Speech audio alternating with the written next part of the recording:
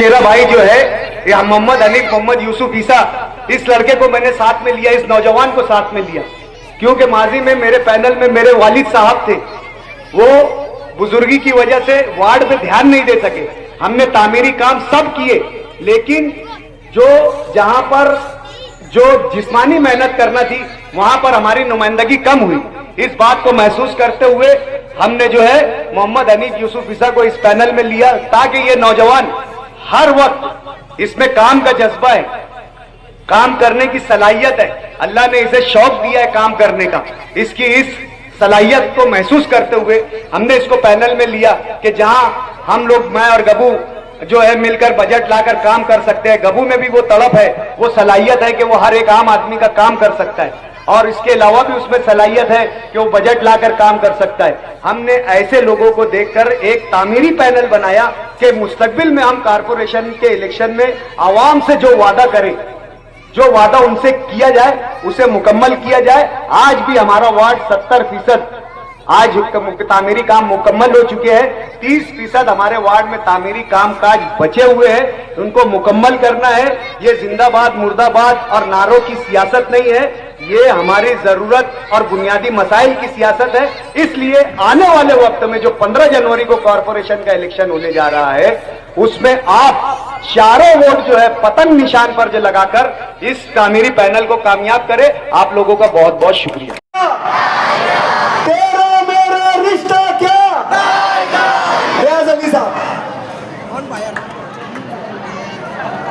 और मालेगांव में तो और बारीकी से सर्वे करवाएगी बीजेपी, आरएसएस, एक एक चीज का सर्वे, एक एक पेपर मांगे जाएंगे।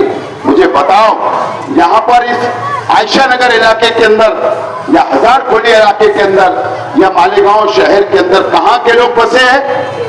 यूपी से आके लोग बसे, खानदेश से आके लोग बसे, मराठवाड़ा से आके लोग बसे, नासिक जिले से लोग आकर बसे, विदर्भ से आके लोग बसे, यहाँ पर जिंदगी गुजार रहे हैं।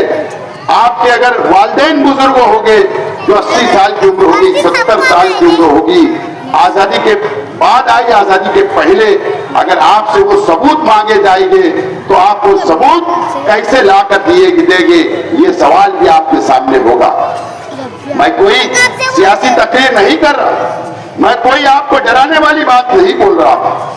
याद रखना, इलेक्शन तो सब वोट मांगने आपके पास आओगे। इस वार्ड में भी जलसे लगेंगे, स्टेज लगेंगे, तकरीरें होगी, बांटने की बात होगी, सब बातें होने वाली हैं। लेकिन इलेक्शन के बाद जब सर्वे शुरू होगा तो आपकी मदद करने कौन आएगा, ये बात आपको जहन में फिट कर लेना चाहिए, जहन में याद कर लेना चाहिए, नोट कर लो। कौन आएगा? कोई नहीं आएगा। यही लोग जो आज उम्मीदवार है, यही हम लोग, यही हमारे वर्कर, हमारे कार्यकर्ता, हमारे जिम्मेदारान, यही आप लोगों की मदद करने के लिए आएंगे। और मैं आज आपसे वादा करने आया हूं, आपसे वादा करने आया हूं और शहर से भी मैं बार बार यही जिक्र कर रहा हूं। मैं यही इलेक्शन के बहाने से बेदारी ला रहा हूं, मैं सबको याद दिला रहा हूं कि आप तैयार रहो, आप तैयार रहो। कारपोरेशन का मेयर हमारी पार्टी का जरूरी है। अगर कारपोरेशन का मेयर होगा, सर्वे करने वाले कारपोरेशन के टीचर आएंगे, सर्वे करने वाले घर पट्टी के लोग आएंगे, सर्वे करने वाले हो सकता बीजेपी की सरकार महाराष्ट्र में है, हो सकता बाहर से सर्वे करने वाले भेज दे, तो उनसे सर्वे मुकम्मल कौन करवाएगा? कौन आपकी मदद करेगा? उनसे सर्वे बैठ के करवा लेना पड़ेगी, करवाना पड़ेगा, सबूत इकट्ठा करना पड़ेगा। आपके सबूत अगर 19-20 है पेपर तो उसको दुरुस्त करना पड़ेगा। एक जन्म दाखिले के अंदर गलत हमारी अगर स्पेलिंग हो गई, गलत नाम हो गया, एक छोटा सा गलत एफिडेविट हो गया जो 50 रुपए में बनता, तो आज 1 साल से लोग जेल में हैं। वो कौन सीधे करेगा? हम आपसे सीधे करवाएंगे, हम आपकी मदद करेंगे, हम आपके वार्ड में हेल्प सेंटर बनाएंगे, हम आपके वार्ड में टेबल लगाएंगे, हमारे वर्कर हम सब मिलकर हम उसका मुकाबला करेंगे। आज ये बीजेपी की सरकार का मुकाबला करने की जरूरत है। ये लड़ाई मैंने पहले कहा रोड गटर की नहीं है। अल्लाह का करम है कि हमारे इलाकों के अंदर रोड अच्छी है, बुनियादी सहूलत अच्छी है, सब कुछ अच्छा है।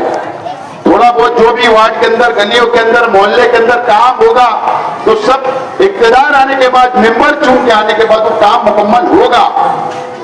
आज ये लड़ाई हमारी सीधा और सीधा बीजेपी से, आरएसएस से हम लोग लड़ने के लिए निकले हैं और मुझे उम्मीद है कि शहर की आवाम इस मर्तबा हमारा साथ देगी। एक साल के अंदर आपने देखा एमएलए साहब चुनकर चले गए, मैं इलेक्शन हार गया, उसके बावजूद भी मैं आपके बीच में खड़ा रहा, आपके मसले मसाइल उठाता रहा, आपके लिए मैं लड़ता रहा। आज भी मैं लड़ रहा हूं। मैं हार गया, अब 4 साल बाद इलेक्शन आएगा, ना जाने क्या होगा मुझे नहीं पता, लेकिन वक्त हमारे सामने आया है। कारपोरेशन का इलेक्शन है और ये कारपोरेशन के इलेक्शन में हमारे को मेजॉरिटी, मेयर, इक़्तिदार हमारा अपना होना चाहिए ताकि आपके मदद हम लोग कर सके। ये बात बोलने के लिए, अपील करने के लिए मैं आया और मुझे उम्मीद है कि 15 जनवरी को आप लोग वोट जो देना है, आपको सिंपल वोट देना है, बहुत इधर उधर भटकना नहीं है। एक हमारी सीट फकीर मोहम्मद शहादत, फकीर मोहम्मद साहब की बीवी बिना मुकाबला चुन के आ गई।